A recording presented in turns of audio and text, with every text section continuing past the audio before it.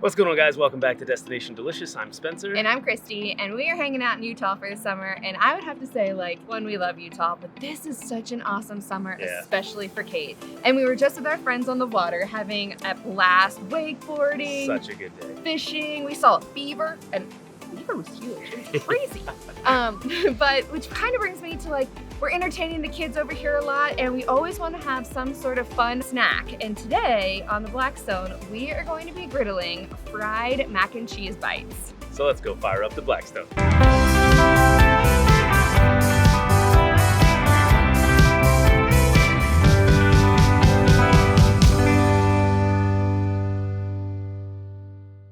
To get us started, we are going to make the tried and true Kraft macaroni and cheese right on the griddle. Now that the macaroni and cheese is done, I'm going to transfer it into a bowl and it goes in the refrigerator for 15 minutes. While we're waiting for the mac and cheese to cool, I'm going to shred some cheddar cheese. And this should add some good flavor too, because this is that smoked cheddar we got from Rowley's Red Barn. Next up, I'm going to get our egg dredge ready. We're just going to put 2 eggs and a little bit of water. So next we've got some of our cold macaroni and cheese. I'm going to add in that shredded cheddar. We're going to mix it up, and then we're going to roll our bite-sized mac and cheese balls. Once we have our tray filled, we will then place it in the freezer so the balls get nice and frozen. Our macaroni and cheese balls are now frozen, and now we're going to coat them. So we're going to put them in our egg dredge in flour, egg dredge, and then in the breadcrumbs. Put them back on the sheet, freeze them again, and then it's time to fry them. Now it is time for the good part. It is time to fry up these macaroni and cheese bites. I'm going to check the temperature on our oil. I want to make sure it's at least at 350 degrees.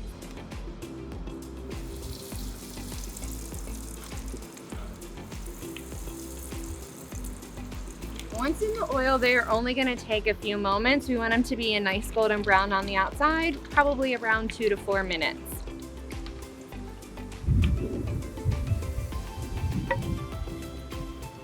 They're looking quite nice.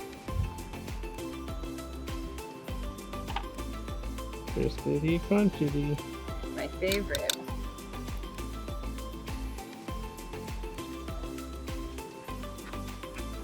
To accompany our macaroni and cheese bites, we are going to have a little bit of marinara sauce.